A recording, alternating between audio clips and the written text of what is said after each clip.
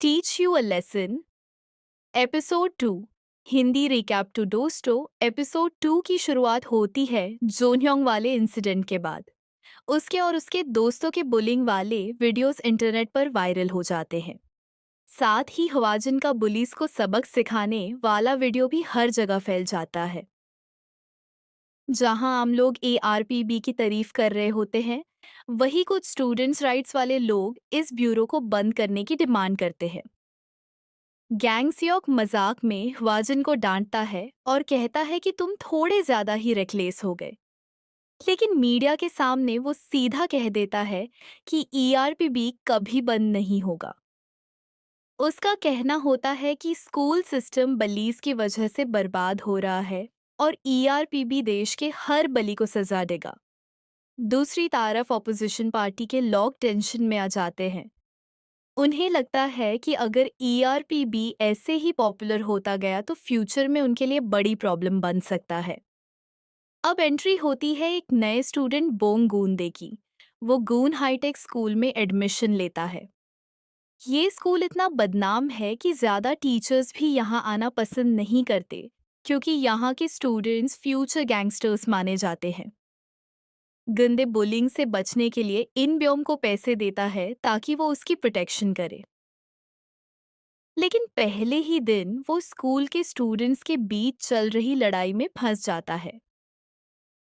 तब ह्योंगजू उसे बताता है कि यहाँ के स्टूडेंट्स एक डेंजरस गैंगस्टर जंग वॉन हिएक का अटेंशन पाने के लिए आपस में लड़ते रहते हैं। इन बियोम को भी गोन्योक का मैसेज आता है और यूज लगता है कि शायद यूज गंग में जगह मिलने वाली है। इतहर सेओंगहवान अपनी टीम से गुस्सा होता है। वो नए स्टूडेंट्स ह्योंगजू और गुंदे को लड़ने पर मजबूर करता है और बोलता है जो हारेगा वो सबका पंचिंग बैग बनेगा। लेकिन ह्योंगजू जान बूझकर हार जाता है। उसके बाद स्टूडेंट्स उसे इतना मारते हैं कि ग्यूंदे ये सब देखकर शॉक हो जाता है। इसी बीच स्कूल का एक टीचर ईआरपीबी से हेल्प मांगता है। उसका कहना होता है कि ग्वॉन हिएक का गैंगस्टर लाइफस्टाइल देखकर स्टूडेंट्स भी क्राइम की तरफ बढ़ रहे हैं। शाम को ग्यूंदे ह्योंगजू को घर छोड़ने जाता है। तब ह्योंगजू बताता है कि उसकी माँ के पास पैसे नहीं हैं, इसलिए उसे मजबूरी में इसी स्कूल में पढ़ना पड़ रहा है। ये सुनकर ग्यूंदे उसकी हिम्मत की रिस्पेक्ट करने लगता है। अगले दिन हुआजिन स्कूल पहुंचता है और हिएंगजू से मिलकर प्रॉमिस करता है कि वो बुलीज को सबक जरूर सिखाएगा। फिर सबसे बड़ा ट्विस्ट सामने आता है। पता चलता है कि ग्यूंदे कोई नॉर्मल स्टूडेंट नहीं बल्कि ईआरपीबी का डिप्टी डायरेक्टर है, जो अंडरकवर मिशन पर है। वो जानबूझकर बलिंग सह रहा था ताकि सबूत इकट्ठा कर सके। वाजिन उसे कहता है कि सेब स्टूडेंट्स को जिम में इकट्ठा करो। जब सारे स्टूडेंट्स आते हैं तो ह्वाजिन उन्हें बैठने को बोलता है, लेकिन कोई उसकी बात नहीं मानता। तब ह्वाजिन कहता है, अगर बाहर जाना है तो पहले मुझे हराओ। ये सुनते ही सारे स्टूडेंट्स एक साथ उस पर हमला कर देते हैं, लेकिन ह्वाजिन अकेले ही सबको धूल चटा देता है। उसके बाद वो एक नया रूल अनाउंस करता है। अब सुबह 6 बजे से रात 8 बजे तक पढ़ाई होगी। ये सुनकर स्टूडेंट्स का मुंह उतर जाता है। सोंगह्वान और इनबियोम वेपन्स लेकर ह्वाजिन पर अटैक करने की कोशिश करते हैं, पर ह्वाजिन उन्हें सेकंड्स में कंट्रोल कर लेता है और वापस सीट पर बिठा देता है। जब टीचर क्लास लेने आता है तो स्टूडेंट्स बोलते हैं कि उनके पास टेक्स्ट बुक्स नहीं है। तब ह्वाजिन उन्हें हिएंगजू की बुक से नोट्स कॉपी करने को बोलता है। इन बियोम ड्रामा करता है और कहता है मेरे पास पेन नहीं है। इस पर हुआजिन सरकास्टिकली बोलता है, पेन नहीं है तो अपने खून से लिखो। ये सुनकर पूरी क्लास शॉक हो जाती है। धीरे धीरे कुछ स्टूडेंट्स सुधारने लगते हैं, लेकिन सियोंग ह्वान कहता है कि पढ़ाई उसके किसी काम की नहीं। तब हुआजिन सबको गैराज ले जाता है और उनसे कार रिपेयर करवाता है ताकि वो प्रैक्टिकल स्किल सीख सके। लेकिन जब सेयोंग ह्वान और इनबियोम फिर भी नहीं सुधरते, तो ह्वाजिन उन्हें एक बिना दरवाजे वाली कार में बिठाकर स्कूल के अंदर डेंजरस ड्राइव पर ले जाता है। दोनों इतना दार जाते हैं कि फाइनली हार मान लेते हैं। अब दूसरी तरफ पॉलिटिशियंस को पता चलता है कि हवाजिन पहले मिलिट्री में था, और सबसे अजीब बात, उसके बारे में ज्यादा इंफॉर्मेशन कहीं भी नहीं मिलती। लगता है जैसे कोई पावरफुल एजेंसी उसकी आइडेंटिटी छुपा रही है।